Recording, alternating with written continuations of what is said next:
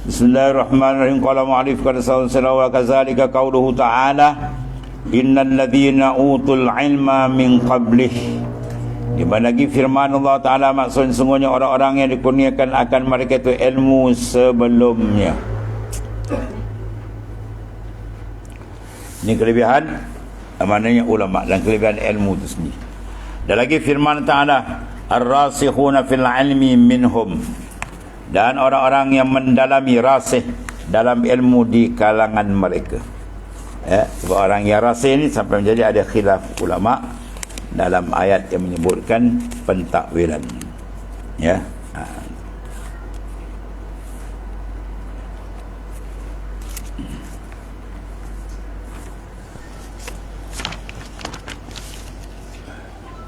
Bahawa wakaf ada dua tu kan. La ya'lamu ta'wilahu illallah. Satu wakaf. Satu kiraat di wakaf itu. Satu kiraat di wasal. La ya'lamu ta'wilahu illallah warrasikhuna fil ilmi. Itu mana rasih, orang yang cekap macam imam-imam mazhab dan seumpama. Maknanya tidak mengetahui ayat mutasyabihat melainkan Allah atau salah bagai. Kalau khalaf termasuk Asy'ariyah Maturidiyah, kita wasal. La ya'lamu ta'wilahu illallah warrasikhuna fil ilmi. Tidak mengetahui ayat mutasyabihat melainkan Allah dan orang yang rasih, yang cekap dan dalam dan ilmu. Jadi wakaf tu punya dipecah dua mazhab sebenarnya. Satu mazhab baca wakaf, satu wasal. Dan qauluhu ta'ala wa qul rabbi zid ilmi, rabbi zidni ilma. Rasulullah doa tu dalam apa? Sujud. Dan sunat kita baca dalam sujud, rabbi zidni ilma. Rabbi ya Tuhanku, tambahkan olehmu akan daku ilman, ilmu. Jadi Rasul minta tambah ilmu, apa lagi kita? Ilmu ni apa? Kalimatun la ya'lamu akhirah. Kalimatun la ya'lamu akhirah. Faham? Ilmu ni kalimah yang tidak berakhir. Lautan tak bertepi. Itu mana ilmu luas. Ilmu tu benda yang sangat luas maknanya. Dan lagi qauluhu sallallahu alaihi wasallam al-ulama'u warasatul anbiya. Dan sabda Rasulullah SAW, ulama itu adalah pewaris bagi Nabi. Jadi kalau Nabi berilmu, dia berilmu. Nabi beramal, dia beramal. Nabi berjuang, dia berjuang. Nabi ada mukjizat, ia ada karamat. Ini ulama waris betul. Waktu orang guru saya cerita, waris sebenar tu itulah dia. Jadi dia berilmu, dia beramal, dia mempunyai karamah. Rasul mempunyai mukjizat, maka orang alim mempunyai karamah. Itu dia antara ulama itu betul solid, dia mewarisi Rasulullah SAW.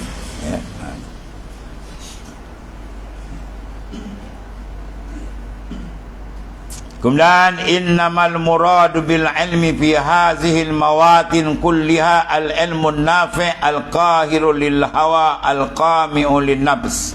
Wazalika muta'ayyinun bidarurati li'anna kalam Allah Ta'ala kalamu wa kalam Rasulullah SAW ajallu min an yuhmala ala ghairi hadza.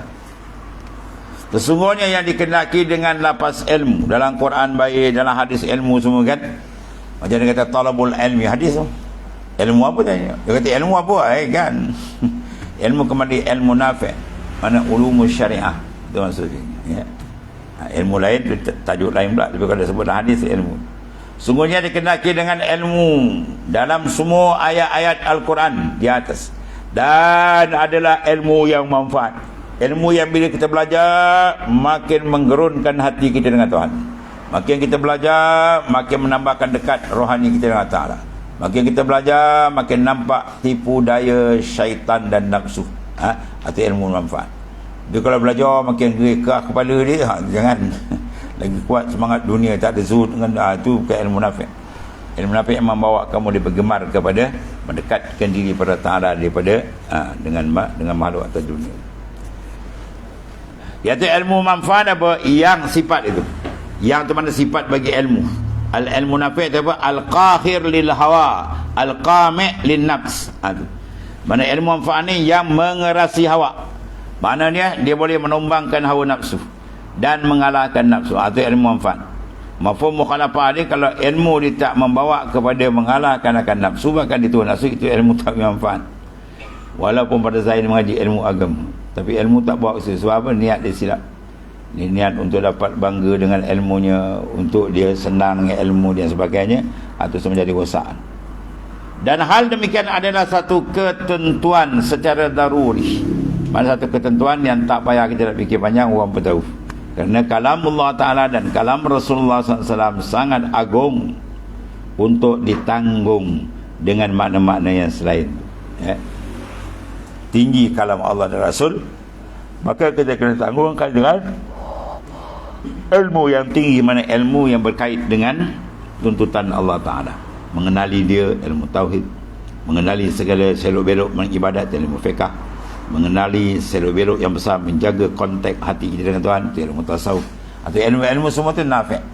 Ada ilmu kita belajar semua nak berbangga, orang pandai tengok kita hebat, itu tak masuk. Walaupun ilmu tidak pakai ilmu agama, tapi kena niat disilap, maka tak jadi. Man talabal ilma liyumariya bihi sufaha aw liyasrifa wujuhan nas ilai falyatabawa maq'adahu minan nar. Siapa yang menuntut ilmu agama tu, tujuan dia apa? Untuk berbangga-bangga dengan ilmu dia, atau untuk menarik perhatian manusia kepada, supaya orang memuji-muji, menghormati, besarkan dia, maka sediakan tempat duduk dalam neraka jahanam dalam itu. Jangan tukar ilmu yang hebat ni, nur Allah Ta'ala, dengan zulmah, iaitulah fasadun niyah, kerosakan niat kita. Habis tu, niat paling penting. Kemudian wal ilmu nafi' huwa allazi yusta'anu bihi ala ta'ah wa yulzimul khasyah min Allah Ta'ala wal wuqufa ala hududillahi Ta'ala wa huwa ilmul ma'rifah billahi Ta'ala.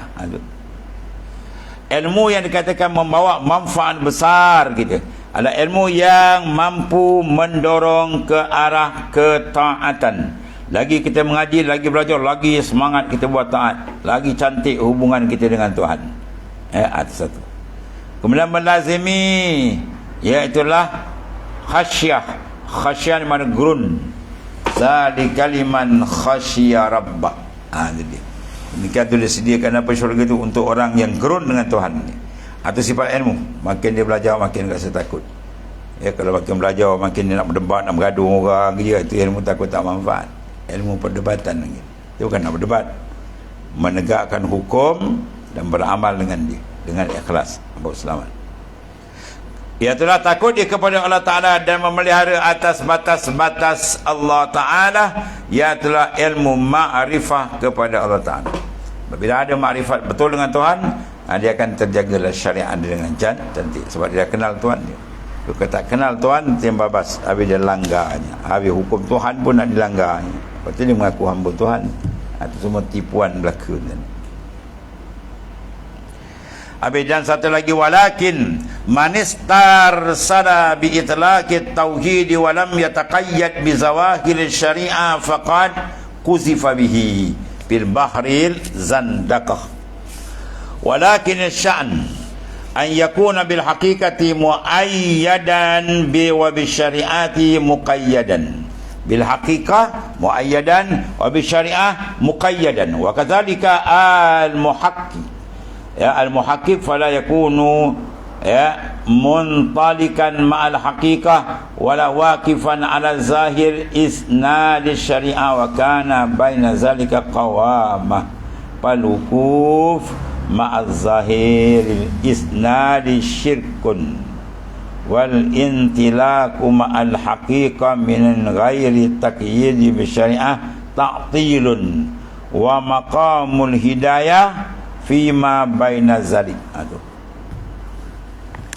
Namun dia kata sini, siapa yang mempunyai dan berpegang dengan semata-mata tauhid saja untuk mengenali Tuhan dan tiada mengikut dirinya dengan zahir syariat, dia mengaji hakikat madi ilmu tauhid apa, lepas tu semayang tak ada.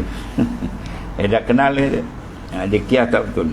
Dia kata kita bila kenal orang dah rapat kan, kita buat apa pun tak marah, kita masuk rumah dia tak bagi salam pun tak marah. Itu orang dia tak marah pun, dia gadang kan, masuk rumah tu salam. Itu tak boleh nak kias kita dengan makhluk dengan Tuhan. Al-qiyas ma'al fariq batil. Kias tak ada jami', batal, tak pakai. Dan tidak mengikut dirinya dengan zahir syariat. Dia mengaji ilmu fiqah, buat syariat. Dia hakikat tak mengaji, tasawuf tak mengaji. Itu ngaji nak berdebat lagi je. Kejap bergaduh, kejap berdebat gini, siapa lebih handal. Wasak. Ilmu nak bawa kita jadi hamba, bukan ilmu nak melalaikan kita nak berbahas semua tu. Ya, perbahasan mencari hukum itu disuruh. Tapi kerja nak berbahas dengan tujuan nak menjatuhkan orang, nak tunjuk hebat kita, itu diharamkan oleh syarak.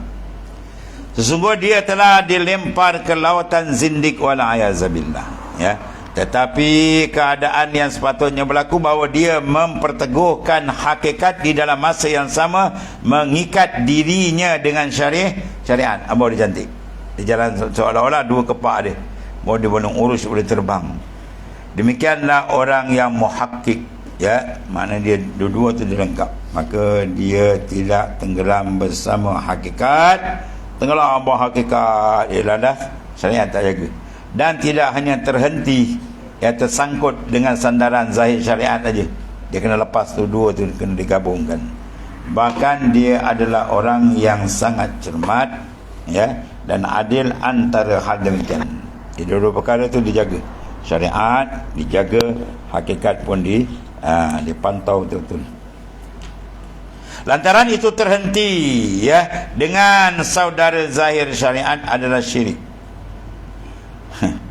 Lantaran terhenti dengan sandaran zahir syariat, nampak syariat, nampak dia, ya, Tuhan tak nampak. Itu syirik, kurang-kurang pun syirik khafi. Ya, telah tadi memandang diri yang bawa kepada riak, ujung, macam-macam. Dan tenggelam bersama hakikat tanpa ada syariat pula, iaitu dipanggil ta'til. Ta'til mana apa? Sia-sia, kosong. Dan makam hidayat adalah menjaga antara hal demikian. Dapat hidayat, duduk dijaga. Syariat dia perkemas, hakikat pun diperkasakan. Bahawa dia cantik. Sebab duduk itu adalah perjalanan Rasulullah SAW. Dan Quran suruh wazaru zahiral ismi wa batina. Wazaru bermakna watruku, hendaklah kamu buang, cuci, bersih zahir dan batin kamu. Ya, itu di antara. Semua qala wallahu a'lam. Bismillahirrahmanirrahim. Alhamdulillah. Ya kamu. Allahumma firna ya Allah masya. Fa inna khaira kullu billah. Allahumma firna. Alhamdulillah. Subhanallah.